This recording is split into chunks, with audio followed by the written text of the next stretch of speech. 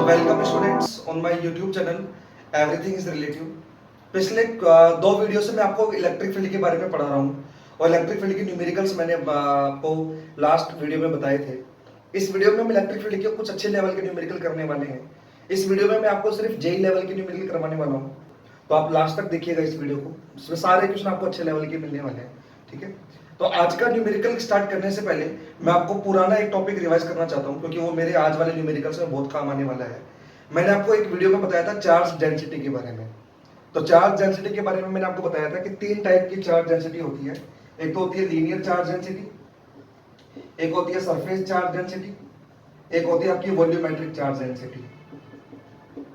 तीन टाइप की charge density के बारे में मैंने आपको बताया था। लीनियर चार्ज डेंसिटी जो होती है उसको अपन लैम्बडा से इंडिकेट करते हैं, सरफेस चार्ज डेंसिटी को सिग्मा से इंडिकेट करते हैं, वॉल्यूमेट्रिक चार्ज डेंसिटी को हम रो से इंडिकेट करते हैं। इसके बारे में वैसे मैं आपको पहले एक वीडियो में बता चुका हूं, बट फिर भी हल्का सा आइडिया मैं इन तीनों के बारे में दोबारा से दे रहा हूं, क्योंकि इस वीडियो में मेरे ये बहुत काम आने वाले हैं। लीनियर चार्ज डेंसिटी का मतलब होता है कि अगर मान लो आपने किसी ऑब्जेक्ट को चार्ज किया और वो उसके सिर्फ लेंथ में डिस्ट्रीब्यूट हो गया। मतलब जैसे मान लो एक वायर है, अगर मैं वायर को चार्ज दूं तो वायर में जो चार्ज आएगा वो सिर्फ उसकी लेंथ में डिस्ट्रीब्यूट हो जाएगा। या एक पतली सी कोई रोड है, उस रोड को अगर मैं चार्ज दूं तो वो उसकी लेंथ में डिस्ट्रीब्यूट हो जाएगा। या एक रिंग को अगर मैं चार्ज दूं तो रिंग में भी जो चार्ज आएगा वो उसके सिर्फ लेंथ में जाएगा, यानी सिर्फ उसके सरकमफेरेंस में जाएगा, ठीक है। तो इस टाइप के चार्ज डिस्ट्रीब्यूशन को हम बोलते हैं लीनियर चार्ज डेंसिटी। आ रही बात समझ में? इसको हम डिफाइन करते हैं चार्ज पर यूनिट लेंथ। जैसे एक एल लेंथ के वायर में क्यू चार्ज दिया हुआ है, तो यूनिट लेंथ पे कितना चार्ज जाएगा? तो एल लेंथ पे क्यू चार्ज है, तो यूनिट लेंथ पे कितना जाएगा? Q by L. तो इस क्यू बाई एल को हम बोलते हैं लैम्बडा। तो लैम्बडा का जो फॉर्मूला होता है वो होता है Q by L, charge per unit length. और इसका जो यूनिट बनेगा वो बनेगा कूलम्ब पर मीटर, ठीक है। ऐसे सरफेस चार्ज डेंसिटी क्या होगी? अगर आपने किसी ऑब्जेक्ट को चार्ज दिया, वो उसके पूरे एरिया में डिस्ट्रीब्यूट हो गया। जैसे डिस्क है, अगर मैं डिस्क को चार्ज दूंगा तो वो पूरे एरिया में डिस्ट्रीब्यूट होगा। अरे बात समझ में? या एक होलो स्फीयर है, अगर होलो स्फीयर को चार्ज दिया जाए तो पूरे सरफेस एरिया में डिस्ट्रीब्यूट हो जाएगा। तो अगर किसी ऑब्जेक्ट को अगर चार्ज दें, वो उसके पूरे सरफेस पे डिस्ट्रीब्यूट हो जाए, तो उस टाइप के चार्ज डिस्ट्रीब्यूशन को हम बोलते हैं सरफेस चार्ज डिस्ट्रीब्यूशन या सरफेस चार्ज डेंसिटी, ठीक है। और इसको डिफाइन कैसे करते हैं? चार्ज पर यूनिट एरिया, यानी अगर ए एरिया पे क्यू चार्ज है तो यूनिट एरिया पे कितना चार्ज आएगा? तो यूनिट एरिया पे चार्ज आएगा क्यू बाई ए, तो उसको हम बोलते हैं रो, सॉरी सिग्मा। तो उसको हम क्या बोलते हैं? सिग्मा। तो सिग्मा होती है सरफेस चार्ज डेंसिटी, ये होता है चार्ज पर यूनिट एरिया, और यूनिट क्या बन जाएगी इसकी? कूलम्ब पर मीटर स्क्वायर, ठीक है। ऐसे अगर हमारा चार्ज जो है, अगर किसी ऑब्जेक्ट को चार्ज दिया जाए, वो उसके पूरे वॉल्यूम में डिस्ट्रीब्यूट हो जाए। जैसे कोई सॉलिड स्फीयर है, अगर सॉलिड स्फीयर में मैं चार्ज दे रहा हूं और उसके वो पूरे वॉल्यूम में जा रहा है, तो वो कहलाएगा उसका वॉल्यूमेट्रिक चार्ज डेंसिटी। स्फीयर के अलावा कुछ और भी हो सकता है। मेरा सिंपल सा कहने का मतलब ये है, अगर चार्ज पूरे वॉल्यूम में डिस्ट्रीब्यूट है तो हम उसको बोलेंगे वॉल्यूमेट्रिक चार्ज डेंसिटी या वॉल्यूमेट्रिक चार्ज डिस्ट्रीब्यूशन, ठीक है। अब मान लो V वॉल्यूम में चार्ज जो है वो Q है, तो V वॉल्यूम में अगर चार्ज Q है तो यूनिट वॉल्यूम में कितना हो जाएगा? Q by V। तो इस Q बाई V को हम बोलते हैं रो। तो रो का मतलब होता है चार्ज बाई यूनिट वॉल्यूम, और इसकी जो यूनिट बनेगी वो बनेगी कूलम्ब पर मीटर क्यूब। आ रही बात समझ में? तो चार्ज पर यूनिट लेंथ होता है linear charge density, charge per unit area होता है surface charge density, charge per unit volume जो होता है वो होता है वॉल्यूमेट्रिक चार्ज डेंसिटी। जब लेंथ में डिस्ट्रीब्यूट हो तो लीनियर चार्ज डेंसिटी काम आएगा, एरिया में डिस्ट्रीब्यूट हो तो सरफेस चार्ज डेंसिटी काम आएगी, और अगर पूरे वॉल्यूम में चार्ज डिस्ट्रीब्यूट है तो वहां पे वॉल्यूमेट्रिक चार्ज डेंसिटी काम आएगी, यानी रो काम आएगा, ठीक है। तो चलो स्टार्ट करता हूं मैं आज के न्यूमेरिकल। उसमें मेरे ये सब चीजें काम आएंगी, इसलिए मैंने एक बार फिर से आपको ये सब चीजें दोबारा से बता दी। पहले मैं वैसे ये सब चीजें बता चुका हूं आपको। तो देखो आज का फर्स्ट क्वेश्चन क्या है। तो आज का मेरा पहला न्यूमेरिकल ये है कि एक रोड है, उसको पॉजिटिवली चार्ज किया गया है, मतलब उसको पॉजिटिव चार्ज दे दिया, और यूनिफॉर्म डिस्ट्रीब्यूट है, मतलब यूनिफॉर्मली चार्ज जो उसके पास क्या है? डिस्ट्रीब्यूट है, यूनिफॉर्म चार्ज डिस्ट्रीब्यूशन है। तो यूनिफॉर्म चार्ज डिस्ट्रीब्यूट किया गया है इसके अंदर, ठीक है। और इसकी जो लेंथ है वो मान लो L है, और बोला गया इसकी जो चार्ज डेंसिटी है वो हमको बोला गया इसकी चार्ज डेंसिटी है लैम्बडा कूलम्ब पर मीटर। इसकी चार्ज डेंसिटी लैम्बडा कूलम्ब पर मीटर है, इसका मतलब लैम्बडा क्वेश्चन क्या है? Q बाई L है, और Q इस पर टोटल चार्ज है। तो इसका मतलब हमको ये बोला गया इसकी चार्ज डेंसिटी जो है वो लैम्बडा कूलम्ब पर मीटर है, इसका मतलब चार्ज जो उसके लेंथ में डिस्ट्रीब्यूट है, ऐसा हमको बोला गया है, ठीक है। तो एक पतली रोड है जिसकी लेंथ L है, जिसकी चार्ज डेंसिटी लैम्बडा कूलम्ब पर मीटर है। हम इसको इस रोड की वजह से इससे ए डिस्टेंस पर, कोई भी ए डिस्टेंस मान लो, स्मॉल ए डिस्टेंस पर एक पॉइंट है पी, मुझे यहाँ पे इलेक्ट्रिक फील्ड फाइंड आउट करना है कि इस यूनिफॉर्म चार्ज रोड की वजह से इस पी पॉइंट पर इलेक्ट्रिक फील्ड कितना होगा। आ रही बात समझ में क्या कहना चाह रहा हूँ? तो कैसे कैलकुलेट करेंगे देखो, तो पहला आपको क्वेश्चन समझ में आना चाहिए। क्वेश्चन क्या है, हमको बोला गया है एक पतली रोड है यानी थिन रोड है जिसकी लेंथ एल है, यूनिफॉर्म चार्ज दिया गया है इसके ऊपर, और इसकी चार्ज डेंसिटी हमको बोला गया लैम्बडा कूलम्ब पर मीटर है, यानी इसके यूनिट लेंथ पर लैम्बडा चार्ज है। इसकी यूनिट लेंथ पे कितना चार्ज है? लैम्बडा चार्ज है। अच्छा, इसको टोटल चार्ज अगर मेरे से पूछा जाता तो टोटल चार्ज कितना हो जाता? तो टोटल चार्ज मैं बोलता लैम्बडा एल इस पूरी रोड पे, क्योंकि यूनिट लेंथ पे चार्ज है लैम्बडा, तो एल लेंथ पे कितना हो जाएगा? Lambda L. खैर वो सब छोड़ो, हमको बोला गया है इस यूनिफॉर्मली चार्ज रोड की वजह से इससे ए डिस्टेंस पर एक पॉइंट है पी, इस पी पॉइंट पे मुझे बताना है कि इलेक्ट्रिक फील्ड कितना होगा इस रोड की वजह से। तो कैसे कैलकुलेट करेंगे देखो, मैं पूरी रोड की वजह से डायरेक्ट इलेक्ट्रिक फील्ड निकाल नहीं सकता, ये तो मेरी कूलम्ब्स लॉ की लिमिटेशन है। ये सब चीजें मैं आपको ऑलरेडी पहले पढ़ा चुका हूँ कि हम पूरी रोड की वजह से हम डायरेक्ट नहीं निकाल सकते, हमको यहाँ पे स्मॉल सेगमेंट लेना पड़ेगा, यानी एक स्मॉल सेगमेंट हमको काटना पड़ेगा। उस स्मॉल सेगमेंट की वजह से पहले मुझे पी पॉइंट पे फील्ड चेक करना पड़ेगा, और फिर पूरे के लिए मुझे क्या करना पड़ेगा? इंटीग्रेशन करना पड़ेगा। तो ये हमको पहले से ही पता है। तो कैसे करेंगे देखो, डायरेक्ट पूरी रोड की वजह से तो निकाल नहीं सकता, तो पहले मुझे एक स्मॉल सेगमेंट लेना पड़ेगा। तो इस पी पॉइंट से एक्स डिस्टेंस पर मैं एक डीएक्स लेंथ का सेगमेंट काट लेता हूं। कितनी लेंथ का सेगमेंट काट लिया भाई मैंने? डीएक्स लेंथ का सेगमेंट काट लिया, और इस डीएक्स लेंथ पे जो चार्ज है उसको मैंने डीक्यू मान लिया। आगे बात समझ में? तो ये डीक्यू क्या है? डीक्यू उस स्मॉल सेगमेंट का चार्ज है जो मैंने यहाँ पे अज्यूम कर लिया है। ये छोटा सा सेगमेंट है, ये तो इतना बड़ा मैंने आपको बस शो करने के लिए बताया है, बाकी मैंने जो स्मॉल सेगमेंट काटा है वो बहुत छोटा सा सेगमेंट काटा है, और इस पर चार्ज मान लो कितना है? डीक्यू। इस डीक्यू की वैल्यू कितनी होगी आप सोचो। तो देखो डीक्यू की वैल्यू कितनी होगी, यहाँ पे हमको बोला गया चार्ज डेंसिटी लैम्बडा है। चार्ज डेंसिटी लैम्बडा का मतलब है यूनिट लेंथ पे चार्ज लैम्बडा है। आ रही बात समझ में? अभी मैंने आपको बताया था इस क्वेश्चन से पहले लैम्बडा क्या होता है? Charge per unit length. तो यानी यूनिट लेंथ का चार्ज अगर लैम्बडा है, तो मेरा जो स्मॉल सेगमेंट है वो कितनी लेंथ का है? वो डीएक्स लेंथ का है। तो अगर यूनिट लेंथ पे चार्ज लैम्बडा है तो डीएक्स लेंथ पे चार्ज कितना हो जाएगा? तो डीएक्स लेंथ पे चार्ज हो जाएगा लैम्बडा डीएक्स, यानी जो मैंने स्मॉल सेगमेंट काटा है उस पर जो चार्ज है वो कितना है? लैम्बडा डीएक्स है। ठीक है, अब इस स्मॉल सेगमेंट के ऊपर जो चार्ज है उसको मैं एक तरह से पॉइंट चार्ज मान सकता हूं, क्योंकि मैंने जो स्मॉल सेगमेंट काटा है वो बहुत छोटा है, तो उस छोटे से सेगमेंट में अगर वो चार्ज होगा तो उसको मैं क्या मान सकता हूं? उसको मैं पॉइंट चार्ज मान सकता हूं। और एक पॉइंट चार्ज की वजह से किसी पॉइंट पर फील्ड मुझे पता है कितना होता है, तो एक पॉइंट चार्ज की वजह से जो फील्ड होता है वो होता है किसी भी पॉइंट पर के क्यू अपॉन आर स्क्वायर।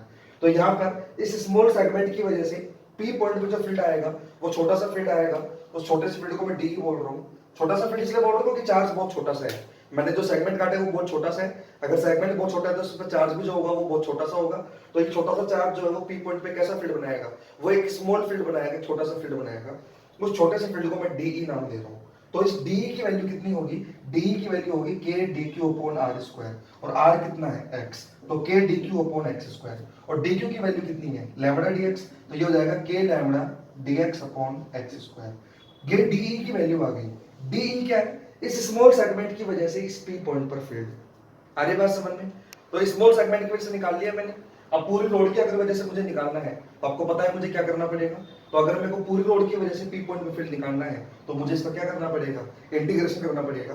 तो ई नेट अगर मुझे लिखना है, ई नेट का मतलब है पूरी रोड की वजह से पी पॉइंट पे फील्ड, वो हो जाएगा इंटीग्रेशन ऑफ डीई।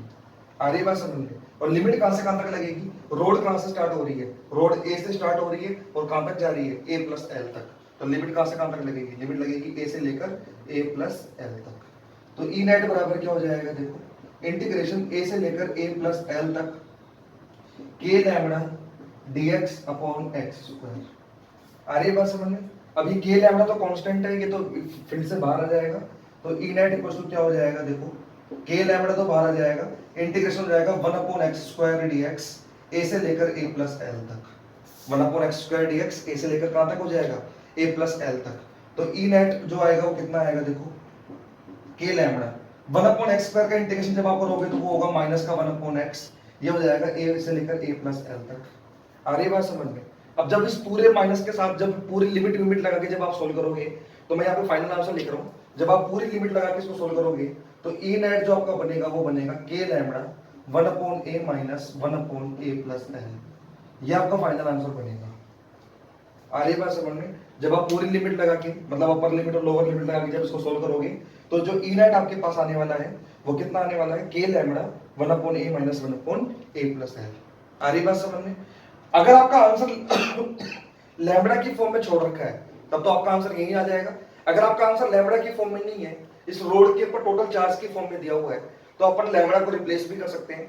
अगर इस टोटल रोड पे चार्ज जो वो क्यू है, अगर इस रोड पे टोटल चार्ज कितना है, क्यू है, तो यूनिट लेंथ पे चार्ज कितना हो जाएगा, तो पूरी रोड कितने लेंथ की है, एल लेंथ की। अगर एल लेंथ पे चार्ज अगर कैपिटल क्यू है तो यूनिट लेंथ पे चार्ज कितना हो जाएगा, क्यू बाई एल। तो आप चाहो तो लैम्बडा को क्यू बाई एल भी लिख सकते हो। तो आप एक बार ऑप्शन देख लेना, ऑप्शन में अगर हमको ऑप्शन लैम्बडा की फॉर्म में दे रखा है तो आंसर यहाँ पे आ जाएगा। अगर ऑप्शन हमको चार्ज के फॉर्म में दे रखा है तो लैम्बडा को हम क्यू बाई एल भी लिख सकते हैं। तो उस केस में आंसर हो जाएगा के क्यू बाई एल ब्रैकेट में 1/a minus 1/a plus L. ये पूरा का पूरा इलेक्ट्रिक फील्ड हो गया रोड की वजह से। अगर मुझे डायरेक्शन चेक करनी है तो डायरेक्शन में हम चेक कर सकते हैं। कैसे? अगर मुझे पी पॉइंट पे फील्ड की डायरेक्शन चेक करनी है तो फील्ड की डायरेक्शन चेक करने के लिए मैंने आपको एक तरीका बता रखा है कि किसी भी पॉइंट पे फील्ड की डायरेक्शन वही होगी जो उस पॉइंट पर पॉजिटिव चार्ज के ऊपर लगने वाले फोर्स की होगी। मतलब ये है कि अगर मुझे पी पॉइंट पे फील्ड की डायरेक्शन चेक करनी है तो पहले मुझे पी पॉइंट पे एक टेस्ट चार्ज मानना पड़ेगा क्यू नॉट। तो एक पॉजिटिव टेस्ट चार्ज मान लो क्यू नॉट, और उस पॉजिटिव टेस्ट चार्ज पे देख लो फोर्स कहां लग रहा है। जिस डायरेक्शन में फोर्स लग रहा है वही डायरेक्शन फील्ड की होगी। तो देखो पूरी की पूरी रोड जो है वो पॉजिटिव है, तो जो रोड जो है वो इस पॉजिटिव चार्ज को क्या करेगी, तो रोड जो है वो इस पॉजिटिव टेस्ट चार्ज को रिपेल करेगी। यानी जो फोर्स लगेगा आपका वो इस डायरेक्शन में लगेगा रोड की वजह से। अगर फोर्स इस डायरेक्शन में लगेगा तो इलेक्ट्रिक फील्ड की डायरेक्शन में क्या होगी आपकी, यही होगी। बात समझ में आ रही क्या कहना चाह रहा हूँ? तो इलेक्ट्रिक फील्ड डायरेक्शन आप बोल सकते हो, इलेक्ट्रिक फील्ड जो होगा वो आपका कहाँ पे होगा, राइट में होगा, इन दोनों रोड को मिलाने वाली लाइन के अलोंग। मतलब इस पॉइंट को रोड से मिलाने वाली लाइन के अलोंग राइट डायरेक्शन में होगा इलेक्ट्रिक फील्ड आपका। तो चाहो तो आप डायरेक्शन भी इसके साथ लिख सकते हो।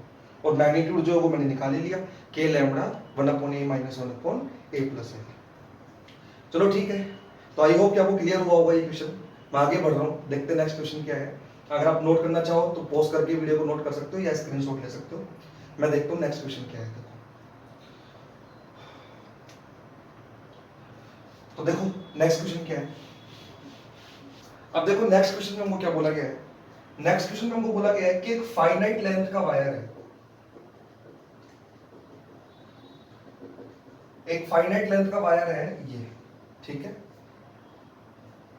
इस फाइनाइट लेंथ के वायर की वजह से इससे डी डिस्टेंस पे एक पॉइंट है पी, एक फाइनाइट लेंथ का वायर है, इससे डी डिस्टेंस पे कोई पॉइंट है पी। मुझे यहाँ पे इसका क्या बताना है, फील्ड बताना है कि इस वायर की वजह से इस पी पॉइंट पर फील्ड कितना आएगा। और ये वायर मान लो पॉजिटिवली चार्ज है, ठीक है। तो पॉजिटिवली चार्ज वायर है और यूनिफॉर्म चार्ज है, ये भी मैं मान लेता हूं। तो ये यूनिफॉर्मली चार्ज है। यूनिफॉर्मली चार्ज का मतलब क्या होता है, एक समान रूप से चार्ज दे रखा है, मतलब सब जगह बराबर बराबर चार्ज डिस्ट्रीब्यूट कर रखा है। तो यूनिफॉर्मली चार्ज वायर है, ठीक है, फाइनाइट लेंथ का है। फाइनाइट का मतलब लेंथ जो है इसकी कुछ फिक्स लेंथ है, इनफाइनाइट नहीं है, कोई फिक्स लेंथ है इसकी, ठीक है। तो एक फाइनाइट लेंथ का वायर है, पॉजिटिवली चार्ज वायर है, यूनिफॉर्मली चार्ज है, इससे डी डिस्टेंस पे कोई पॉइंट है पी। यहाँ पे मुझे क्या निकालना है, फील्ड की वैल्यू कैलकुलेट करनी है। अच्छा ये कोई जरूरी नहीं है कि ये मिड पॉइंट से निकाला है, कहीं पर भी है, इस वायर से कहीं पर भी कोई पॉइंट है पी डी डिस्टेंस पे, वहां पे मुझे क्या निकालना है, इस चार्ज वायर की वजह से लगने वाले फील्ड की वैल्यू बतानी है, ठीक है। और हमको बोला गया है कि इसकी जो डेंसिटी है वो दे रखा है हमको लैम्बडा कूलम्ब पर मीटर। यानी ये जो वायर मैंने माना है, इस वायर की जो चार्ज डेंसिटी है वो कितनी है, लैम्बडा कूलम्ब पर मीटर। यानी इस वायर के 1 मीटर लेंथ पर लैम्बडा कूलम्ब चार्ज है, ठीक है। और हमको इस पी पॉइंट पे क्या निकालना है, हमको इस पी पॉइंट पे फील्ड निकालना है, इस वायर की वजह से कितना है। तो देखो कैसे सॉल्व करेंगे इसको। तो सबसे पहली बात तो ये है कि पूरे वायर की वजह से तो मैं डायरेक्ट निकाल नहीं सकता पी पॉइंट पे फील्ड, तो मुझे सबसे पहले क्या करना पड़ेगा, कुछ ना कुछ इंटीग्रेशन तो करना ही पड़ेगा। आ रही बात समझ में? तो देखो मैं क्या कर रहा हूं, सबसे पहले मैं यहां से वाई डिस्टेंस पे जाके, यहां से वाई डिस्टेंस पे जाके एक डीवाई लेंथ का सेगमेंट काट रहा हूं। आ रही बात समझ में? क्या किया मैंने यहाँ पे, यहां से वाई डिस्टेंस पे जाने के बाद एक डीवाई लेंथ का सेगमेंट काट लिया, और इस डीवाई लेंथ के सेगमेंट का जो चार्ज है वो मैंने डी क्यू मान लिया। आ रही बात समझ में? मतलब एक छोटा सा सेगमेंट काट लिया मैंने, इस सेगमेंट पर जो चार्ज है वो मैंने कितना मान लिया, डी क्यू मान लिया। और इस डी क्यू की वैल्यू मैं बोल सकता हूँ, डी क्यू की वैल्यू जो हो जाएगी वो हो जाएगी लैम्बडा डी एक्स। ये आई होप कि आपको समझ में आ गया होगा कि डी क्यू बराबर लैम्डा डी एक्स क्यों हुआ, क्योंकि यूनिट लेंथ का जो चार्ज है वो लैम्डा है। लैम्डा का मतलब होता है चार्ज पर यूनिट लेंथ, तो यूनिट लेंथ का चार्ज अगर लैम्डा है तो डीएक्स लेंथ का चार्ज कितना हो जाएगा, लैम्डा डीएक्स। तो मैंने एक छोटा सा सेगमेंट काट लिया डीवाई लेंथ का, और सॉरी वो डीवाई डीएक्स नहीं है, सॉरी डीवाई आएगा, क्योंकि मैंने जो लेंथ मानी है वो कितनी मानी है, डीवाई, ठीक है। तो डीवाई लेंथ का जो चार्ज हो जाएगा वो कितना हो जाएगा आपका, लैम्डा डीवाई हो जाएगा, ठीक है। अब इस चार्ज की वजह से पी पॉइंट पे जो फील्ड आएगा वो कहां आएगा, वो देखो आप। तो इस चार्ज की वजह से इस पी पॉइंट पे जो फील्ड आएगा, देखो कैसे निकालोगे। किसी भी पॉइंट पर फील्ड की डायरेक्शन निकालने के लिए वहां पे पॉजिटिव पॉजिटिव टेस्ट चार्ज मान लो, और पॉजिटिव टेस्ट चार्ज पे लगने वाले फोर्स की डायरेक्शन चेक कर लो। तो अगर मुझे पी पॉइंट पे फील्ड चेक करना है तो पहले पी पॉइंट पे फील्ड पॉजिटिव टेस्ट चार्ज मान लो, क्यू नॉट। अब इस पॉजिटिव टेस्ट चार्ज को ये वाला चार्ज क्या करेगा, रिपेल करेगा। तो जो फोर्स लगाएगा वो इस डायरेक्शन में लगाएगा। अगर फोर्स इस डायरेक्शन में लगेगा, रिपेल करेगा ना इसको, पॉजिटिव टेस्ट चार्ज को, ये वाला चार्ज होगी, ये भी पॉजिटिव ये भी पॉजिटिव। तो अगर ये इसको रिपेल करेगा तो ये डायरेक्शन किसकी होगी, फील्ड की। अब मैंने जो सेगमेंट काटे वो छोटा सा सेगमेंट काटे, तो छोटे से सेगमेंट की वजह से जो फील्ड आएगा वो भी छोटा सा ही आएगा। तो मान लो ये जो फील्ड आएगा वो आएगा डीई। आ रही बात समझ में? तो ये डीई क्या है, डीई इस स्मॉल सेगमेंट की वजह से यहाँ पे फील्ड है। बात समझ में आ रही, क्या कहना चाह रहा हूँ। अब मैं कुछ कंस्ट्रक्शन कर रहा हूँ यहाँ पे अपने मन से, उन कंस्ट्रक्शन के बारे में समझना। एक तो मैं ये एंगल मान रहा हूँ कि ये वाला जो एंगल है यहाँ पे, ये जो एंगल है, ये एंगल मान लो थीटा है। ये एंगल मैंने कितना मान लिया, थीटा। अगर ये एंगल थीटा है तो ये एंगल भी कितना हो जाएगा, थीटा। बात समझ में आ रही, क्या कहना चाह रहा हूँ। तो ये जो डीई है, ये डीई जो है वो इस स्मॉल सेगमेंट की वजह से फील्ड है। तो इस डीई के दो कंपोनेंट आएंगे, एक तो कंपोनेंट इधर आएगा वो तो आएगा डीई कॉस थीटा, और एक कंपोनेंट नीचे आएगा वो आएगा डीई साइन थीटा।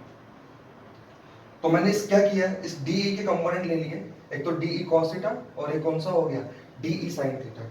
ये जो डीई कॉस थीटा है, ये वाला कंपोनेंट जो है वो वायर के परपेंडिकुलर है, क्योंकि वायर इस डायरेक्शन में है तो उसके परपेंडिकुलर है ये वाला कंपोनेंट। तो इस कंपोनेंट को हम बोलते हैं perpendicular component of the wire. और ये वाला जो कंपोनेंट है वो क्या है, ये वाला कंपोनेंट वायर के पैरेलल है, तो उसको अपन बोलते हैं parallel component of the electric field due to wire. आ रही बात समझ में? तो ये पैरेलल कंपोनेंट है इलेक्ट्रिक फील्ड का, और ये कौन सा कंपोनेंट है, परपेंडिकुलर कंपोनेंट है इलेक्ट्रिक फील्ड का, इस वायर की वजह से। ये बोलने का एक तरीका है, क्योंकि ये वाला जो कंपोनेंट आया है वो वायर के परपेंडिकुलर आया है, और ये वाला जो कंपोनेंट आया है वो वायर के पैरेलल आया है, यानी वायर के अलोंग आया है। आ रही बात समझ में? ये सब कहने की बातें हैं। अब ऐसा बोलते हैं अपन ऐसा, ठीक है, जैसे आपको बोलते हैं कि वायर के परपेंडिकुलर इलेक्ट्रिक फील्ड कितना होगा या वायर के पैरेलल वाला कंपोनेंट कितना होगा, तो ये पैरेलल वाला कंपोनेंट है और ये वायर के परपेंडिकुलर वाला कंपोनेंट है, ठीक है। अब देखो, अब मैं कुछ चीजें और मान लेता हूं। मैं ये मान लेता हूं कि वायर का जो लोअर एंड है, वायर का जो लोअर एंड है, ये वाला एंड, ये जो एंगल बना रहा है, ये एंगल मान लो θ2 बना रहा है, और वायर का जो अपर एंड है वो यहाँ पे मान लो एंगल जो बना रहा है वो θ1 बना रहा है। मतलब वायर का जो लोअर एंड है वो तो यहाँ से कितना एंगल बना रहा है, इस पॉइंट पे θ2 एंगल बना रहा है, और वायर का जो अपर एंड है वो कितना एंगल बना रहा है यहाँ पे, वो अपर एंड मान लो यहाँ पे कितना एंगल बना रहा है, θ1 एंगल बना रहा है। ये मैं जब लिमिट लगाऊंगा तो वहां पे काम आएगा, इसलिए मैंने ऐसा सब कुछ किया है, ठीक है।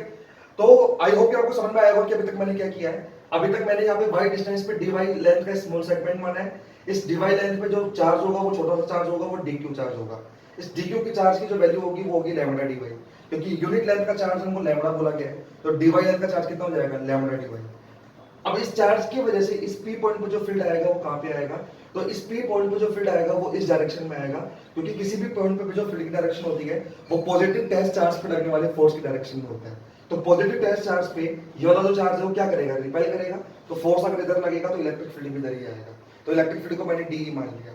मैंने ये जो स्मॉल सेगमेंट काटा है, इस स्मॉल सेगमेंट का जो ये एंगल है इस लाइन से, वो एंगल मैंने मान लिया कि ये हॉरिजॉन्टल से थीटा एंगल पे है, जो मैंने स्मॉल सेगमेंट काटा है। तो अगर ये एंगल थीटा है तो ये वाला एंगल थीटा हो जाएगा, अपोजिट एंगल। तो डी के दो कंपोनेंट हो जाएंगे, एक तो डी कॉस थीटा और एक हो जाएगा डी साइन थीटा, ठीक है। इसके अलावा मैंने कुछ अपने मन से एंगल मान लिया है कि वायर का जो लोअर एंड है वो θ2 एंगल बना रहा है इस पॉइंट पे, और वायर का जो अपर एंड है वो मान लो कितना एंगल बना रहा है, θ1 एंगल बना रहा है। ये मैंने कुछ कंस्ट्रक्शन मानी है यहाँ पे। अब मुझे पूरा इलेक्ट्रिक फील्ड निकालना है। ये जो डी cos थीटा और डी sin थीटा वाला जो कंपोनेंट आया है इलेक्ट्रिक फील्ड का, ये तो इस स्मॉल सेगमेंट की वजह से आया है। अगर मुझे पूरे वायर की वजह से फील्ड निकालना है, अगर मुझे क्या करना है, पूरे वायर की वजह से फील्ड निकालना है, तो मुझे क्या करना पड़ेगा, इंटीग्रेशन करना पड़ेगा। अब यहाँ पे इलेक्ट्रिक फील्ड के दो कंपोनेंट आएंगे, एक तो कंपोनेंट जो आएगा वो वायर के परपेंडिकुलर आएगा, और एक कंपोनेंट जो आएगा वो वायर के क्या आएगा, पैरेलल आएगा। तो पहले मैं एक काम करता हूँ, नेट इलेक्ट्रिक फील्ड निकाल लेता हूँ, वायर के परपेंडिकुलर इलेक्ट्रिक फील्ड कितना आएगा। तो मैं पहले निकाल रहा हूँ E net perpendicular to the wire, इस साइन का मतलब है परपेंडिकुलर टू द वायर, वो हो जाएगा integration of d E cos theta. वो क्या हो जाएगा आपके पास, integration d E cos theta. तो नेट इलेक्ट्रिक फील्ड का जो परपेंडिकुलर कंपोनेंट आएगा वो कितना आएगा, देखो डीई की वैल्यू कितनी होगी, देखो डीई कितना होगा, डीई क्या है, इस स्मॉल सेगमेंट की वजह से पी पॉइंट पे फील्ड। तो एक स्मॉल सेगमेंट पे जो चार्ज है उसको मैं पॉइंट चार्ज मान सकता हूँ, क्योंकि छोटा सा सेगमेंट है, तो छोटे से सेगमेंट पे जो चार्ज होगा वो पॉइंट चार्ज होगा। तो एक पॉइंट चार्ज की वजह से पी पॉइंट पे जो फील्ड आएगा वो कितना आएगा, वो आएगा के क्यू अपॉन आर स्क्वायर। यहाँ पे क्यू तो कितना है, डी क्यू, क्योंकि छोटे से सेगमेंट में जो चार्ज है वो कितना है, डी क्यू, और अपॉन आर स्क्वायर। आर जो होगा वो होगा इस डिस्टेंस का स्क्वायर। आ रही बात समझ में। तो ये वाली जो डिस्टेंस होगी, ये वाली जो डिस्टेंस होगी वो कितनी होगी, ये डिस्टेंस होगी under root D square plus Y square. Pythagoras से निकाल लो, ये जो है वो डी है, ये जो है वाई है, तो ये वाली जो डिस्टेंस हो जाएगी वो कितनी हो जाएगी, ये वाली डिस्टेंस हो जाएगी under root D square plus Y square. आ रही बात समझ में।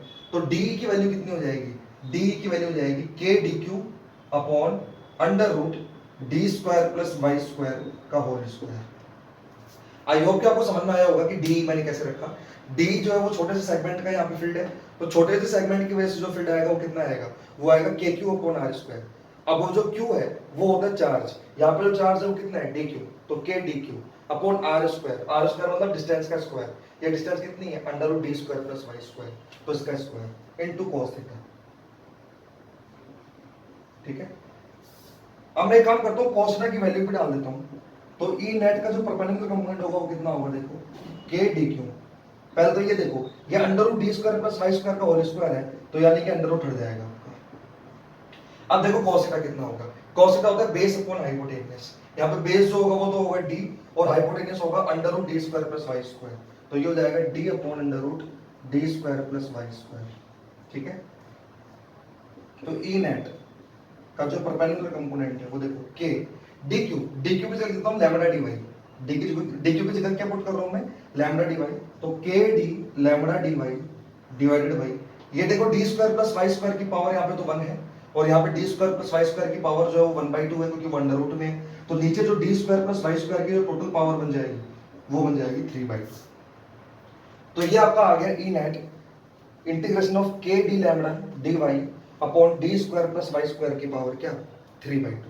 ठीक है, तो इसको मैं एक बार इंटीग्रेशन को दे रहा हूँ इक्वेशन नंबर 1। तो एक बार आप चाहो तो उसको इतना नोट कर लो, ठीक है, उसके बाद में मैं आगे बढ़ रहा हूँ। आप चाहो तो एक बार इतना नोट कर लो, क्योंकि थोड़ा सा लंबा जाएगा इसका इंटीग्रेशन। तो यहाँ तक को समझ में आ गया होगा आपको मैंने यहाँ पे क्या किया है। तो ये जो मैं निकाल रहा हूँ वो इस वायर के परपेंडिकुलर वाला कंपोनेंट निकाल रहा हूँ नेट इलेक्ट्रिक फील्ड का, क्योंकि यहाँ पे इलेक्ट्रिक फील्ड के दो कंपोनेंट आएंगे, एक तो वायर के परपेंडिकुलर और एक वायर के पैरेलल। तो वायर के परपेंडिकुलर वाला कंपोनेंट जो है ना वो मैं निकाल रहा हूँ एक बार, कि नेट इलेक्ट्रिक फील्ड का जो परपेंडिकुलर कंपोनेंट होगा वो कितना होगा। ठीक है, तो आई होप कि आपने नोट कर लिया होगा वीडियो को पॉज करके इतना। अब आगे देखो मैं कैसे क्या कर रहा हूँ। मैं इस चीज को एक बार यहाँ पे लिख रहा हूँ। तो मेरे पास जो ई नेट का जो परपेंडिकुलर कंपोनेंट आया है वो कितना आया है, देखो ई नेट का जो परपेंडिकुलर कंपोनेंट आया है वो आया है integration of k d lambda d y divided by d square plus Y square की पावर 3/2। इसको मैं एक बार यहाँ पे लिख रहा हूँ। ठीक है, तो यहाँ तक आ गया अपने पास परपेंडिकुलर कंपोनेंट इलेक्ट्रिक फील्ड का। अब देखो इसका इंटीग्रेशन कैसे करेंगे। अगर आपको ऐसा कोई रूप दिख जाए जिसमें नीचे जो है वो under root D square plus Y square या d square plus Y square की पावर 3/2 या d square plus Y square की पावर 5/2 ऐसी कोई चीज मिल जाए, या a square plus x square की पावर 3/2 या a square plus x square की पावर 5/2 ऐसी कोई चीज मिल जाती है, तो ऐसा इंटीग्रेशन हम कैसे करते हैं। यहाँ पे जो वेरिएबल होता है, जैसे यहाँ पे वेरिएबल जो है वो वाई है, इस वाई की जगह अपन मान लेते हैं डी टेन थीटा। आप चाहो तो डी कॉट थीटा भी मान सकते हो, आप चाहो तो डी टेन थीटा भी मान सकते हो। डी कॉट थीटा से भी इंटीग्रेशन सोल्व हो जाएगा और डी टेन थीटा से भी आपका इंटीग्रेशन सोल्व हो जाएगा। इसको इंटीग्रेशन को सोल्व करने की टेक्निक है, 12th में आपको मैथमेटिक्स में वैसे पढ़ना है, तो ज्यादा आपको दिमाग लगाने की जरूरत नहीं है। मैथमेटिक्स में आप पढ़ने वाले हो, मैथमेटिक्स में पूरी की पूरी एक एक्सरसाइज जो है वो इसी चीज पे आने वाली है। आ रही बात समझ में। तो मैथ में आपको पढ़ाया भी जाएगा कि ऐसा इंटीग्रेशन अपन कैसे सोल्व करते हैं। ठीक है, अगर ऐसे भी आइडिया नहीं लग रहा तो आप जो है ना वो यहाँ से भी देख सकते हो। इस ट्रायंगल में देखो, कौन सा ट्रायंगल में, मैं नाम देता हूँ ए बी सी। एक बार इस ट्रायंगल एबीसी में देखो आप, इस ट्रायंगल एबीसी में tan थीटा किसके बराबर होगा, तो tan थीटा बराबर होता है परपेंडिकुलर अपॉन बेस। तो tan थीटा जो है किसके बराबर हो जाएगा, tan थीटा हो जाएगा y बाई डी के। ट्रायंगल एबीसी में जब आप देखोगे तो tan थीटा किसके हो जाएगा, y बाई डी के। तो y बराबर वैसे भी क्या आने वाला है, देखो y इक्वल टू वैसे भी d tan थीटा आने वाला है। समझ रहे हो क्या कहना चाह रहा हूँ? इस ट्रायंगल में जो tan थीटा है वो किसके इक्वल है, y अपॉन d के बराबर है ना, परपेंडिकुलर अपॉन बेस। तो y किसके बराबर हो जाएगा, d tan थीटा के। तो यहाँ पे y की जगह तो आप लिख दो d tan थीटा। अच्छा एक बार इसका डिफरेंशिएशन करो, y का डिफरेंशिएशन कितना हो जाएगा, dy बराबर d tan थीटा का हो जाएगा sec square theta d theta. ये क्या किया है समझ में आ रहा है? एक तो इस ट्रायंगल के हिसाब से मेरे को समझ में आ गया कि y तो है जो है वो d tan थीटा के बराबर है। उसके बाद में मैंने यहाँ पे डिफरेंशिएशन कर दिया, तो y का डिफरेंशिएशन हो जाएगा dy और d एक कांस्टेंट है, tan थीटा का हो जाएगा sec square theta d theta. ये मैंने यहाँ पे डिफरेंशिएशन किया है y का, ठीक है। तो y की जगह तो पुट कर दो क्या, d tan थीटा, और dy की जगह क्या पुट कर दो, dy की जगह पुट कर दो आप d sec square theta d theta. तो जब ऐसा मैं यहाँ पे पुट करूंगा तो देखो नेट ई नेट परपेंडिकुलर कितना हो जाएगा, ई नेट परपेंडिकुलर। देखो एक काम करता हूं, मैं तो के डी लैम्डा को तो बाहर ले लेता हूं, मैं के लैम्डा डी को तो बाहर ले लेता हूं, इंटीग्रेशन डी वाई की जगह तो क्या लिख दूंगा मैं, d sec square theta d theta. अरे बस d sec square theta d theta, और नीचे देखो क्या बन जाएगा, नीचे हो जाएगा d square plus Y square. Y की जगह क्या पुट कर दूंगा, डी टेन थीटा, तो डी टेन थीटा का स्क्वायर वो हो जाएगा d square tan square theta की पावर 3/2। समझ में आ रही बात, ये कहना चाह रहा हूँ। y की जगह तो क्या पुट कर दिया मैंने, डी टेन थीटा, यहाँ पे y का स्क्वायर था तो वो हो जाएगा d square tan square theta की पावर 3/2, और dy की जगह क्या पुट कर दिया मैंने, d sec square theta d theta. आ रही बात समझ में? अब देखो ई नेट परपेंडिकुलर कितना हो जाएगा, के लैम्डा, ये डी तो पहले से था, एक डी और आ गया तो d square integration sec square theta d theta divided by, अगर मैं डी स्क्वायर को कॉमन लेके बाहर निकालूं तो जब डी स्क्वायर कॉमन लेके बाहर निकालूंगा तो वो पावर में 3/2 लेके आएगा। यानी डी स्क्वायर को जब मैं बाहर निकालूंगा तो डी स्क्वायर जब कॉमन से बाहर आएगा तो पावर में क्या लेके आएगा, 3/2, तो 2 से 2 कट जाएगा तो वो क्या बन जाएगा, डी क्यूब। यानी डी स्क्वायर को जब मैं बाहर निकालूंगा तो वो बन जाएगा डी क्यूब, और अंदर क्या बन जाएगा, 1 plus ten square theta. 1 plus ten square theta जो होता है वो होता है सेक स्क्वायर थीटा, और सेक स्क्वायर थीटा की पावर 3/2। तो सेक स्क्वायर थीटा की जब पावर 3/2 करोगे तो वो बन जाएगा आपके पास कितना, वो बन जाएगा सेक क्यूब थीटा। बात समझ में आ रही क्या कहना चाह रहा हूं? तो यहाँ पे क्या हुआ है, क्लियर हुआ आपको सब अच्छे से? यहाँ पे डी स्क्वायर को मैंने कॉमन लेके बाहर निकाल लिया, तो जब डी स्क्वायर कॉमन लेके बाहर निकालूंगा तो वो डी क्यूब बन जाएगा, और अंदर बचेगा 1 plus ten square theta. 1 plus ten square theta जो होता है वो होता है सेक स्क्वायर थीटा। तो सेक स्क्वायर थीटा की पावर जब 3/2 सोल्व करोगे तो वो बन जाएगा सेक क्यूब थीटा। तो यहाँ से ये डी की पावर 3 से डी स्क्वायर कट जाएगा, और एक सेक स्क्वायर थीटा से ये क्यूब वाला कट जाएगा, नीचे केवल एक सेक थीटा बचेगा, और जो नीचे वाला जो सेक थीटा बचेगा वो ऊपर जाके क्या बन जाएगा, कॉस थीटा। यानी ये वाली जो टर्म है ये आगे जाके क्या बन जाएगी, देखो ये वाली टर्म को मैं आगे जाके यहाँ पे लिख रहा हूँ, इस टर्म को मैं आगे जाके लिख रखा हूँ। देखो ई नेट का जो परपेंडिकुलर कंपोनेंट बचेगा वो बचेगा के लैम्डा अपॉन डी, के lambda upon D integration of cos theta d theta. समझ में आ रही है बात? तो देखो वो जो इंटीग्रेशन कितना खतरनाक सा दिख रहा था अपने को यहाँ पे, अब वो इंटीग्रेशन बिल्कुल छोटा सा हो गया, छोटा सा हो गया, बस integration cos theta d theta. आ रही बात समझ में? बात आती है लिमिट की, तो लिमिट क्या लगेगी, देखो यहाँ पे इंटीग्रेशन जो हो रहा है वो थीटा के रेस्पेक्ट में हो रहा है, तो जब मैं लिमिट लगाऊंगा थीटा के रेस्पेक्ट में लगाऊंगा, तो लिमिट कहां से कहां तक लगाऊंगा, देखो स्मॉल सेगमेंट में कहां से कहां तक काट सकता हूं, स्मॉल सेगमेंट में लोअर एंड से लेकर अपर एंड तक काट सकता हूं, और मैं इंटीग्रेशन जो कर रहा हूं वो थीटा के रेस्पेक्ट में कर रहा हूं, तो लिमिट लगेगी थीटा के रेस्पेक्ट में। अब नीचे जो एंगल कहां तक जा रहा है, नीचे एंगल जा रहा है थीटा 2 तक, और ऊपर जो एंगल जा रहा है वो कहां तक जा रहा है, थीटा 1 तक। अच्छा मैं इस लाइन के जो नीचे एंगल है उसको मैं नेगेटिव में मान रहा हूं, क्योंकि लाइन की जो नीचे वाली जो डायरेक्शन है उसको हम नेगेटिव मानते हैं, और जो ऊपर वाली डायरेक्शन है उसको हम क्या मानते हैं, पॉजिटिव। तो जो नीचे वाला जो एंगल जा रहा है वो नीचे एंगल कहां तक जा रहा है, नीचे एंगल जा रहा है माइनस का थीटा 2 तक, इसको मैं 0 डिग्री की लाइन मान रहा हूं। तो अगर ये लाइन 0 डिग्री की है तो इससे ऊपर के जो एंगल है वो तो पॉजिटिव लिए जाएंगे, और इस लाइन से जो नीचे के एंगल है वो क्या लिए जाएंगे, नेगेटिव। तो यहाँ पे जो लिमिट लगेगी, लोअर लिमिट तो कहां तक लगेगी, थीटा 2, लेकिन लिखूंगा माइनस थीटा 2, और अपर लिमिट कहां तक लगेगी, प्लस थीटा 1 तक। बात समझ में आ रही है क्या कहना चाह रहा हूँ? तो यहाँ पे जब आप लिमिट लगाओगे तो ये बन जाएगा के lambda by d integration of cos theta d theta, और लिमिट लग जाएगी माइनस थीटा 2 से लेकर कहां तक, प्लस थीटा 1 तक। आ रही है बात समझ में? तो जब आप इसको आप सोल्व करोगे तो कैसे सोल्व करोगे, देखो cos थीटा का जो इंटीग्रेशन आएगा वो कितना आएगा, sin थीटा। तो जब आप इसको सोल्व करोगे तो क्या बनेगा, देखो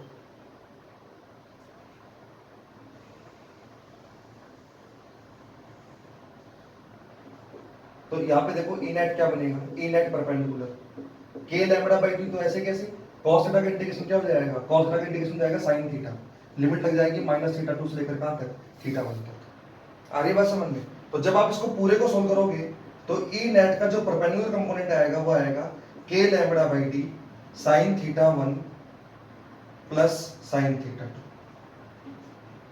जब आप पूरी लिमिट लगा के इसको सोल्व करोगे तो जो फाइनल आंसर आपके पास बनेगा वो क्या बनेगा, के lambda upon D sign theta 1 plus sine theta 2। समझ में आ रही बात क्या कहना चाह रहा हूं? आपको लिमिट लगानी है, पहले आप अपर लिमिट डालोगे, अपर लिमिट क्या डालोगे, साइन थीटा 1, फिर माइनस लगा के लोअर लिमिट डालोगे, तो sine theta 1 minus sine minus theta 2, sine minus theta 2 जो है वो माइनस का साइन थीटा 2 बन जाएगा, तो वो जो एक माइनस बीच में आएगा वो माइनस माइनस आपका क्या हो जाएगा, प्लस हो जाएगा। समझ रहे हो क्या कहना चाह रहा हूँ? यहाँ पे मैं ये कह रहा हूँ जब आप उसको सोल्व करोगे तो क्या होगा, देखो वो ऐसा बनेगा, के लैम्बडा डी तो बाहर ही, वो पहले आप अपर लिमिट लगाओगे, तो अपर लिमिट तो क्या है, साइन थीटा 1, फिर अपन क्या लगाते हैं, माइनस लोअर लिमिट, यहाँ पे लोअर लिमिट है माइनस का साइन थीटा 2, ठीक है। तो साइन माइनस थीटा जो होता है वो होता है माइनस थीटा, तो जब माइनस साइन माइनस थीटा को लिखोगे तो साइन माइनस थीटा 2 को क्या लिखोगे, साइन माइनस थीटा 2 को लिखोगे आप माइनस का साइन थीटा 2, तो यहाँ पे माइनस का साइन थीटा 2 लगाओगे तो वो एक माइनस तो पहले से एक माइनस और आ जाएगा यहाँ पे, तो वो माइनस माइनस क्या बन जाएगा यहाँ पे प्लस, इसलिए मैंने यहाँ पे बीच में क्या लगा दिया है, प्लस लगा दिया है। तो जो मेरा फाइनल आंसर आया है वो क्या आया है, फाइनल आंसर मेरा आया है k lambda by d sign theta 1 plus sine theta 2। क्या ये मेरा नेट इलेक्ट्रिक फील्ड आया है क्या?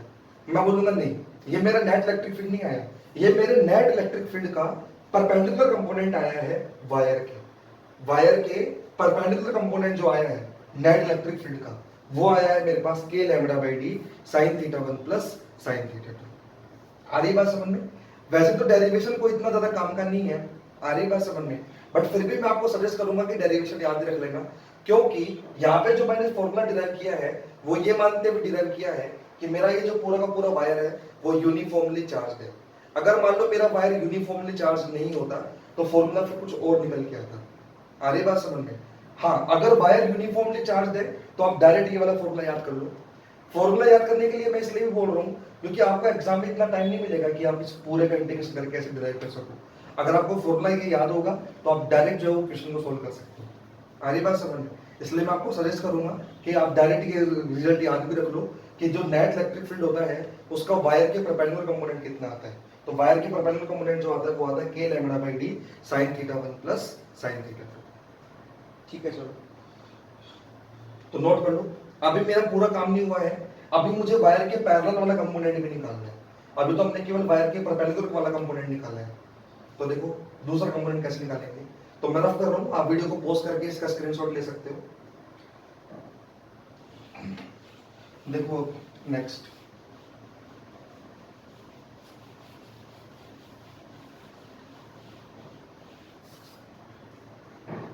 तो अब अभी हमने यहां वाला नेट निकाल लिया, इसका नेट तो हमने निकाल लिया कि इसका नेट तो कितना आया, ई नेट परपेंडिकुलर तो अपन निकाल चुके हैं। अब मुझे इसका वो नेट निकालना है। अरे बस समझने, मतलब वायर के अलोंग यानी वायर के पैरेलल वाला कंपोनेंट कितना होगा। तो ई नेट पैरेलल, ई नेट पैरेलल का मतलब समझ जाओ कि सिंबल का मतलब क्या है। इस सिंबल का मतलब है वायर के पैरेलल वाले कंपोनेंट, मतलब नेट इलेक्ट्रिक फील्ड का वायर के पैरेलल कंपोनेंट वो कितना हो जाएगा, वो हो जाएगा integration of d E sine theta. बात समझ में आ रही क्या कहना चाह रहा हूं। तो यहाँ पे जब आप निकालोगे ई नेट का पैरेलल कंपोनेंट तो इंटीग्रेशन ऑफ डी ई दोबारा से क्या लिखूंगा, k q upon are square, q की जगह क्या लिखा जाएगा डी क्यू, तो के D Q upon are square.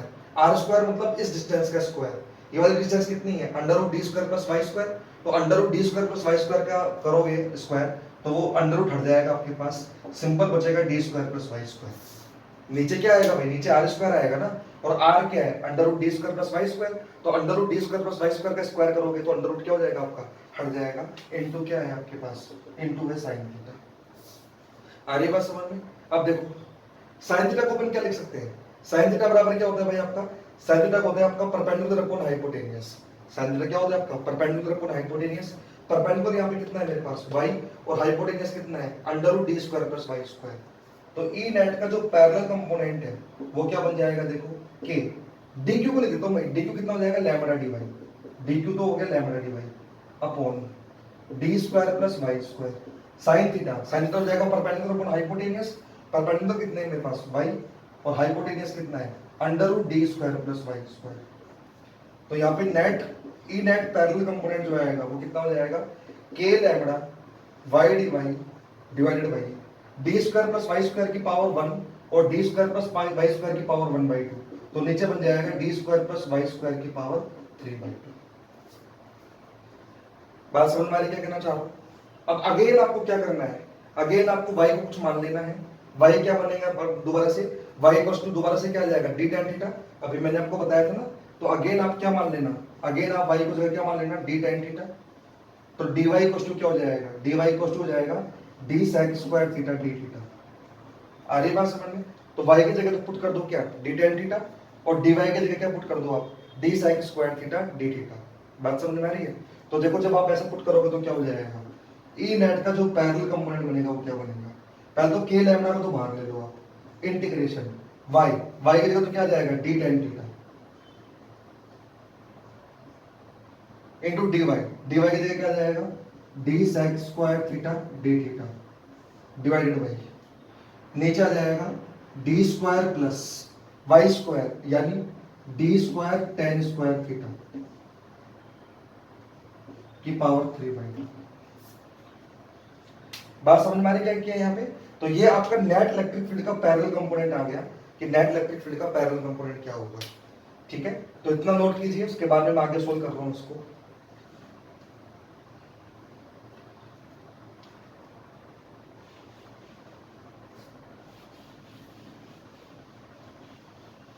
तो अब देखो आगे क्या होगा, अब इसको थोड़ा सा मैं सोल्व करता हूं यहाँ पे।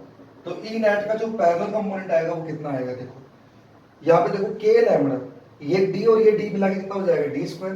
तो के लैम्बडा डी स्क्वायर और अंदर क्या बन जाएगा tan theta sec square theta, tan theta sec square theta. नीचे नीचे देखो डी स्क्वायर कॉमन लूंगा तो डी स्क्वायर जब कॉमन होके बाहर आएगा तो पावर में 3/2 लेके आएगा। तो डी स्क्वायर की पावर जब 3/2 करोगे तो वो बन जाएगा डी क्यूब। और अंदर क्या बचेगा, अंदर बचेगा 1 plus tan square theta. 1 plus tan square theta होता है sec स्क्वायर थीटा और sec स्क्वायर थीटा की पावर 3/2 तो वो बन जाएगा sec क्यूब थीटा। तो नीचे बन जाएगा sec cube theta into d theta. ठीक है, तो यहां से sec क्यूब थीटा से तो ये पूरा कट जाएगा।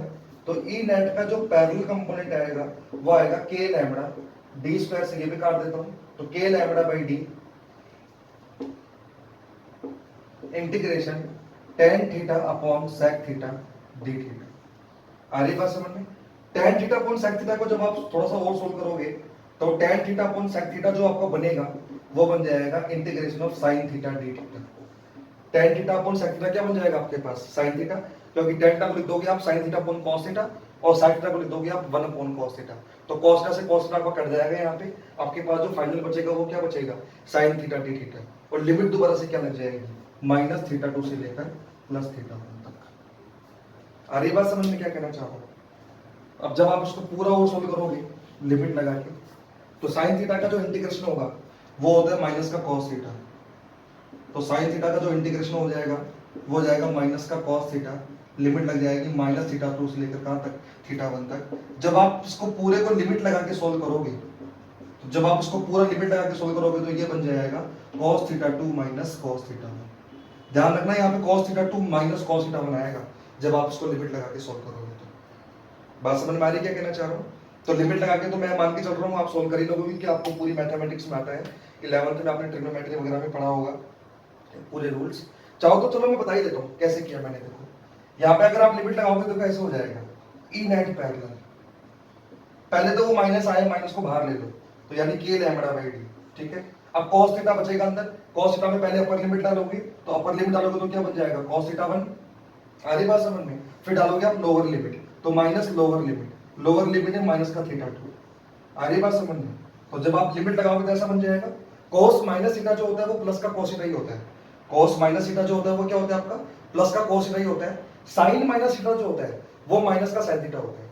तो यहाँ पे cos माइनस थीटा है तो ये तो प्लस का cos थीटा ही बन जाएगा, यानी माइनस ऐसे कैसे हट जाएगा। तो cos माइनस थीटा 2 जो है वो cos थीटा 2 ही बन जाएगा। और बाहर माइनस है, ये माइनस तो है ना पहले से, तो बाहर माइनस है, उसको जब आप अंदर लेके जाओगे तो cos थीटा 2 पहले आ जाएगा और cos थीटा 1 जो है वो कहाँ हो जाएगा आपका माइनस में हो जाएगा। इसलिए आपका फाइनल आंसर जो बनेगा वो ये बनेगा। तो मैंने बता भी दिया है कि यहाँ से ये जो चीज है वो कैसे है। चलो ठीक है, तो मेरे को समझ में आ गया कि एक फाइनाइट लेंथ के वायर की वजह से किसी भी पॉइंट पर जो है इलेक्ट्रिक फील्ड की वैल्यू कितनी होती है। ठीक है, तो आप एक बार चाहो तो ये पूरा नोट कर लो, वीडियो को पॉज करके फटाफट से स्क्रीनशॉट ले लो। अब मैं आपको बताता हूं कि आपको ये पूरा डेरिवेशन याद करने की जरूरत नहीं है। आपको याद क्या रखना है, वो पॉइंट मैं जो है वो ब्लैक बोर्ड पे लिख रहा हूं कि फाइनली आपको याद क्या रखना है। आ रही बात समझ में? तो देखो, तो मैं मान के चल रहा हूं कि आपने स्क्रीनशॉट ले लिया होगा इसका। तो फाइनली आपको याद क्या रखना है, फाइनली आपको ये याद रखना है कि अगर हमको एक फाइनाइट लेंथ के वायर की वजह से पी पॉइंट फील्ड निकालना है, अगर हमको फाइनाइट लेंथ के वायर की वजह से पी पॉइंट फील्ड निकालना है, तो वायर के परपेंडिकुलर कंपोनेंट जो आएगा वो तो आएगा k lambda by d sign theta 1 plus sine theta 2। आ रही बात समझ में? तो वायर के परपेंडिकुलर कंपोनेंट तो ये आएगा, और वायर के पैरेलल कंपोनेंट जो आएगा, यानी वायर के जो पैरेलल कंपोनेंट आएगा वो आएगा k lambda by D cos theta 2 minus cos theta 1। आ रही बात समझ में क्या कहना चाह रहा हूं? और डायरेक्शन आप देख ही लोगे। डायरेक्शन कैसे देखोगे? अगर हमारा वायर पॉजिटिवली चार्ज है तो परपेंडिकुलर कंपोनेंट जो होगा वो तो होगा इस तरफ। आ रही बात समझ में? और पैरेलल कंपोनेंट कहां होगा? तो कई बच्चे ये सोचते हैं कि पैरेलल कंपोनेंट हमेशा नीचे की तरफ ही आएगा, ऐसा जरूरी नहीं है। अगर हमारा ऊपर वाला वायर बड़ा है और नीचे वाला वायर छोटा है, यानी ऊपर वाला वायर कैसा है हमारा बड़ा है और नीचे वाला वायर जो है वो हमारा कैसा है, नीचे वाला वायर अगर हमारा छोटा है, तो ओवरऑल जो आंसर आएगा वो नीचे आएगा। क्योंकि अगर ऊपर वाला वायर बड़ा है तो वो वायर पॉजिटिवली चार्ज है, तो अगर वायर पॉजिटिवली चार्ज है और ऊपर वाला वायर बड़ा है तो उसका इलेक्ट्रिक फील्ड आएगा नीचे की तरफ, और नीचे वाले वायर की वजह से जो फील्ड आएगा वो आएगा ऊपर। लेकिन ऊपर वाला वायर अगर बड़ा है तो ओवरऑल जो फील्ड बचेगा वो कहां बचेगा हमारे पास? नीचे। ठीक है, तो चलो ठीक है, तो फाइनली आपको क्या याद रखना है, समझ में आ गया होगा। तो फाइनली आपको याद रखना है कि एक फाइनाइट लेंथ के वायर की वजह से परपेंडिकुलर कंपोनेंट जो होता है वो तो होता है k lambda by D sin theta 1 plus sin theta 2, और परपेंडिकुलर की जगह पैरेलल कंपोनेंट जो होता है, पैरेलल कंपोनेंट होता है k lambda by D cos theta 2 minus cos theta 1। आ रही बात समझ में? तो आई होप कि आपको क्लियर हुआ होगा। अब उसमें कुछ स्पेशल केस है। क्या क्या स्पेशल केस है? अगर हमारा पी पॉइंट जो है वो मिड पॉइंट पे हो, मतलब अगर हमारा जो ये पी पॉइंट है वो वायर के कहां पे हो, मिड पॉइंट पे हो, तो अगर ये वायर के मिड पॉइंट पे होगा तो थीटा 1 और थीटा 2 कैसे हो जाएंगे, हमारे बराबर हो जाएंगे। अगर थीटा 1 थीटा 2 बराबर हो जाएंगे तो पैरेलल वाला जो कंपोनेंट है वो जीरो हो जाएगा, क्योंकि थीटा 1 थीटा 2 बराबर हो गए तो cos theta minus cos theta क्या हो जाएगा आपके पास? जीरो हो जाएगा। तो ये एक स्पेशल केस है कि अगर हमारा कोई पॉइंट जो है, जिस पॉइंट पे मुझे फील्ड निकालना है, अगर वो वायर के मिड पॉइंट पे आ जाए तो पैरेलल कंपोनेंट जो हो जाएगा वो आपको कैसा हो जाएगा? जीरो हो जाएगा। और परपेंडिकुलर कंपोनेंट कितना हो जाएगा? वो हो जाएगा k lambda by D sin theta plus sin theta, यानी 2 sin थीटा। बात समझ में आ रही क्या कहना चाह रहा हूं? चाहो तो ये भी नोट कर लो, आप मैं करवा देता हूं आपको नोट, कुछ स्पेशल केसेस नोट करवाता हूं मैं आपको। देखो मैं स्पेशल केसेस नोट कराता हूं कुछ।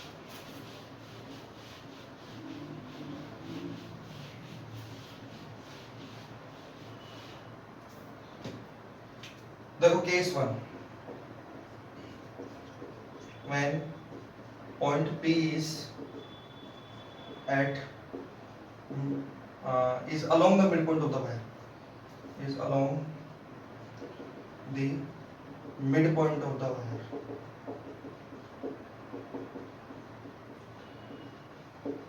इसका मतलब ये है, इस लाइन को मतलब मैंने तो ये ऐसे लिख दिया है, इसका मतलब आप समझ जाओ, इसका मतलब मेरा इस चीज से है कि अगर मान लो जिस पॉइंट पे मैं फील्ड निकाल रहा हूं वो मेरा कैसा है, वो वायर के बिल्कुल मिड पॉइंट के अलॉन्ग है, ऐसा।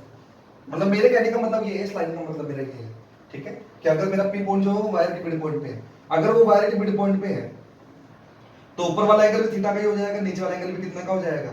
थीटा। मतलब इस केस में थीटा 1 थीटा 2 बराबर होंगे और वो मान लो थीटा के बराबर हो जाएंगे। तो इस केस में जो परपेंडिकुलर वाला कंपोनेंट आएगा वो तो कितना हो जाएगा? k lambda by D into 2 sin theta, और जो पैरेलल वाला कंपोनेंट जो है वो क्या हो जाएगा आपके पास? वो जीरो हो जाएगा।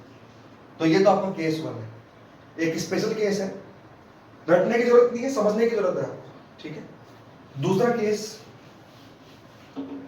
Case 2, if length of the wire is infinite,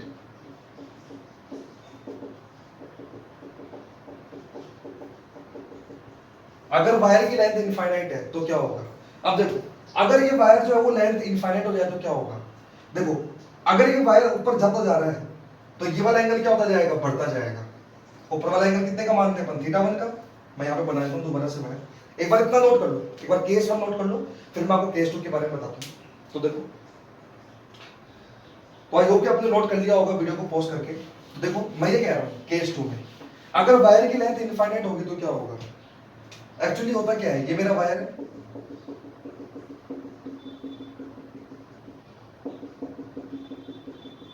अब इस वायर की वजह से मुझे पी पॉइंट पे फील्ड निकालना है। तो अगर इस वायर की वजह से मुझे पी पॉइंट पे फील्ड निकालना है, मान लो वायर की लेंथ बढ़ती जा रही है, इनफाइनाइट तक जा रही है, अगर ये लेंथ बढ़ती जाएगी तो ऊपर वाला एंगल भी क्या होता जाएगा बताओ।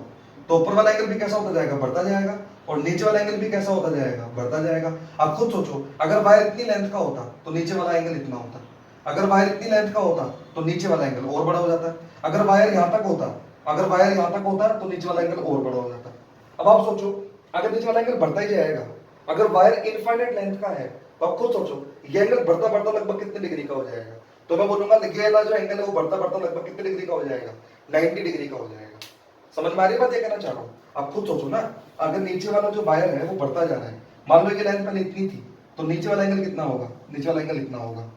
अगर ये वायर थोड़ा सा और बड़ा हो जाए तो नीचे वाला एंगल जो वो और बड़ा हो गया, अगर ये वायर और बड़ा हो जाए तो नीचे वाला एंगल और बड़ा हो जाएगा। ये एंगल बढ़ते बढ़ते लगभग कितने डिग्री का हो जाएगा।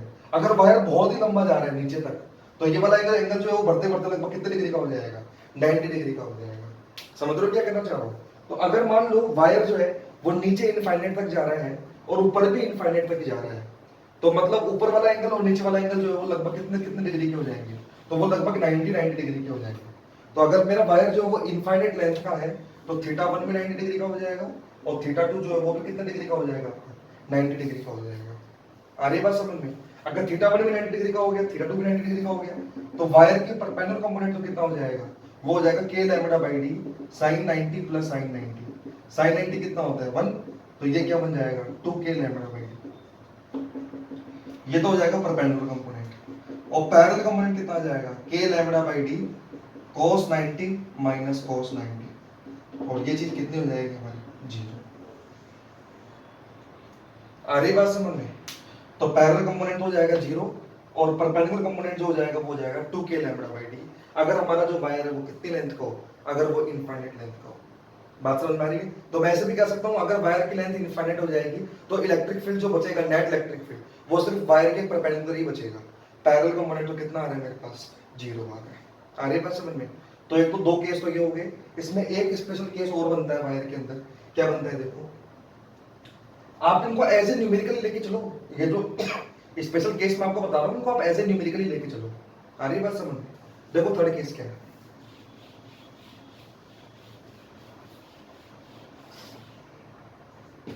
थर्ड केस है, if length of the wire is semi infinite, if length of wire is semi infinite, अगर वायर की लेंथ जो है वो सेमी इनफाइनाइट हो, तो उस केस में क्या होगा। सेमी इनफाइनाइट का मतलब होता है कि वायर की लेंथ एक तरफ तो इनफाइनाइट है, दूसरी तरफ कुछ भी नहीं है। जैसे सपोज करो ऐसा है वायर, डॉटेड का मतलब है वायर ऊपर इनफाइनाइट तक जा रहा है।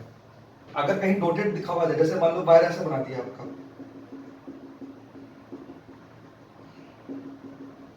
और ऊपर ऐसे डॉटेड डॉटेड बना दिया, तो इसका मतलब ये है कि वायर आपका ऊपर इनफाइनाइट तक जा रहा है। ठीक है। अब मान लो मुझे इलेक्ट्रिक फील्ड जो निकालना है वो इस पॉइंट से निकालना है, मान लो इस वायर के इस एंड से डी डिस्टेंस पे कोई पॉइंट है पी, मुझे यहाँ पे इलेक्ट्रिक फील्ड निकालना है। ठीक है। तो वायर ऊपर तो कहाँ तक जा रहा है, वायर ऊपर तो इनफाइनाइट तक जा रहा है, लेकिन नीचे वायर है ही नहीं। तो इस केस को हम बोलते हैं सेमी इनफाइनाइट वायर। आ रही बात समझ में। कई बार क्या होता है, ये वाला पॉइंट हमारा थोड़ा सा ऊपर दे देता है वो, जैसे सपोज करो थोड़ा सा ऊपर दे दिया पॉइंट, यहां दे दिया, तो कई बच्चे क्या करते हैं अपना दिमाग एक्स्ट्रा लगा लेते हैं। वो ये सोचते हैं ऊपर तक तो वायर इनफाइनाइट तक जा रहा है, ऊपर तो वायर कहां तक जा रहा है, इनफाइनाइट तक, और नीचे वायर जो वो छोटा सा ही है, तो इस छोटे से वायर को अपन लगभग नेगलेक्ट कर देते हैं। ऐसा नहीं कर सकते भाई। समझ रहे हो क्या कहना चाह रहा हूँ। यहाँ पे नेगलेक्ट से मतलब नहीं है, एंगल चेक करो भाई आप। तो कई लोग ये सोचते हैं कि ऊपर वायर इनफाइनाइट तक जा रहा है, तो नीचे इस छोटे से टुकड़े का सेंस ही क्या है, इस छोटे से टुकड़े को तो आप हटा ही दो। ऐसा मत कर देना, क्योंकि इस छोटे से टुकड़े का भी एंगल जो बन रहा है वो अच्छा खासा बन रहा है भाई। समझ रहे हो क्या कहना चाह रहा हूँ। यहाँ पे जो नीचे वाला जो एंगल बन रहा है थीटा 2, ये 0 डिग्री का नहीं बन रहा है इस केस में, यहाँ पे वैल्यू कुछ अच्छी खासी आएगी एंगल की। तो ऐसा मत कर देना, इस केस को सेमी इनफाइनाइट मत मान लेना। सेमी इनफाइनाइट का मतलब होता है आपका वायर के किसी एक एंड से, जैसे वायर के इस एंड से हमको फील्ड निकालना है डी डिस्टेंस पे, तो इसको मैं बोलूंगा सेमी इनफाइनाइट। अगर ये पॉइंट थोड़ा सा ऊपर हो जाए तो उस केस को अपन सेमी इनफाइनाइट नहीं बोलेंगे। सेमी इनफाइनाइट का मतलब होता है नीचे नीचे वाला तो टुकड़ा तो कुछ होना ही नहीं चाहिए, मतलब वायर का जो नीचे वाला जो पोर्शन है वो तो 0 ही होना चाहिए और ऊपर वाला जो पोर्शन है वो इनफाइनाइट तक जाना चाहिए। उल्टा भी हो सकता है, नीचे वाला पोर्शन इनफाइनाइट तक चला जाए और ऊपर फिर वायर ही ना हो, मतलब एक साइड तो वायर इनफाइनाइट तक होना चाहिए और दूसरी साइड जो है वायर होना ही नहीं चाहिए, तो उस केस को हम बोलेंगे क्या, सेमी इनफाइनाइट। तो इस केस में क्या हो गया, ऊपर वाला एंगल जो हो गया वो तो 90 डिग्री का हो गया, ऊपर इनफाइनाइट तक जा रहा है, तो वो वाला एंगल तो कितने डिग्री का हो गया, 90 का, और नीचे वाला जो एंगल है वो कितने डिग्री का हो जाएगा, वो हो जाएगा 0 डिग्री का। तो इस केस में जो परपेंडिकुलर कंपोनेंट आएगा वो तो आएगा k lambda by d sine 90 plus sine 0। तो ई परपेंडिकुलर कितना हो जाएगा भाई, k लैम्बडा बाई डी, क्योंकि साइन 90 तो 1 हो जाएगा और साइन 0 कितना हो जाएगा 0। और पैरेलल कंपोनेंट कितना आएगा, पैरेलल कंपोनेंट आएगा k lambda by D cos theta 2 minus cos theta 1।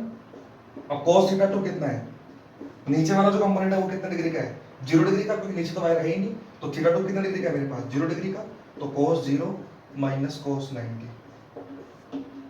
cos 90 जो होता है वो तो 0 होता है और cos 0 जो होता है वो 1 होता है, तो ये भी कितना आ जाएगा, k लैम्बडा बाई डी। यानी वायर अगर सेमी इनफाइनाइट लेंथ का हो, वायर अगर कितने लेंथ का हो, सेमी इनफाइनाइट लेंथ का हो, तो परपेंडिकुलर कंपोनेंट और पैरेलल कंपोनेंट दोनों की वैल्यू कैसी आती है, सेम आती है। बात समझ में आ रही है क्या कहना चाह रहा हूँ। तो 3 स्पेशल केस हो गए इसके। वायर पे जो है मिड पॉइंट लिया जाए, अगर वायर के मिड पॉइंट से निकाल रहा हूं मैं, तो परपेंडिकुलर कंपोनेंट आएगा 2k lambda by D sin theta और पैरेलल कंपोनेंट 0 हो जाएगा। अगर वायर की लेंथ इनफाइनाइट है, मतलब वो वायर ऊपर भी इनफाइनाइट तक जा रहा है, नीचे भी इनफाइनाइट तक जा रहा है, तो उस केस में परपेंडिकुलर कंपोनेंट जो आएगा वो आएगा 2k लैम्बडा बाई डी और पैरेलल कंपोनेंट आएगा 0। अगर वायर सेमी इनफाइनाइट का है, सेमी इनफाइनाइट का मतलब एक तरफ तो वायर इनफाइनाइट तक लेंथ का जा रहा है और दूसरी तरफ का वायर है ही नहीं, तो उस केस में जो परपेंडिकुलर कंपोनेंट आएगा वो भी k लैम्बडा बाई डी आएगा और पैरेलल कंपोनेंट जो आएगा वो भी कितना आएगा, k लैम्बडा बाई डी आएगा। बात समझ में आ रही क्या कहना चाह रहा हूँ। तो ये मैंने आपको पूरी पीएचडी करा दी है भाई एक तरह से, मतलब मैंने ये आपको एक तरह से ये पूरा एक्सप्लेन कर दिया है कि, तो ये देखो मैंने आपको पूरे फाइनाइट लेंथ के वायर की वजह से मैंने आपको पूरा डिटेल में बता दिया है कि एक फाइनाइट लेंथ के वायर की वजह से किसी भी पॉइंट पर अपन इलेक्ट्रिक फील्ड कैसे निकालते हैं। तो एक फाइनाइट लेंथ के वायर की वजह से किसी भी पॉइंट पे इलेक्ट्रिक फील्ड के जो है वो 2 कंपोनेंट आएंगे, एक तो वायर के परपेंडिकुलर और एक वायर के पैरेलल। परपेंडिकुलर कंपोनेंट जो आएगा वो आएगा k lambda by D sin theta 1 plus sin theta 2 और परपेंडिकुलर कंपोनेंट जो पैरेलल कंपोनेंट आएगा वो आएगा k lambda by D cos theta 2 minus cos theta 1। तो आप बस फॉर्मूला याद रखो, परपेंडिकुलर कंपोनेंट होता है k lambda by D sin theta 1 plus sin theta 2 और पैरेलल कंपोनेंट जो होता है वो कितना होता है k lambda by D cos theta 2 minus cos theta 1। आ रही बात समझ में। और कुछ स्पेशल केसेस देखे हमने, अब इस पे अपन कुछ न्यूमेरिकल्स देख लेते हैं कि एक फाइनाइट लेंथ के वायर की वजह से इलेक्ट्रिक फील्ड के कुछ न्यूमेरिकल्स हैं, कुछ अच्छे न्यूमेरिकल्स हैं, उन न्यूमेरिकल्स को अपन एक बार सॉल्व कर लेते हैं, फिर अपन आगे बढ़ेंगे इसके अंदर, ठीक है। तो पहले मैं इस पर्टिकुलर टॉपिक पे कुछ न्यूमेरिकल्स करवा रहा हूँ, एक फाइनाइट लेंथ के वायर की वजह से इलेक्ट्रिक फील्ड के ऊपर क्या क्या न्यूमेरिकल बन सकते हैं, चलो देखते हैं।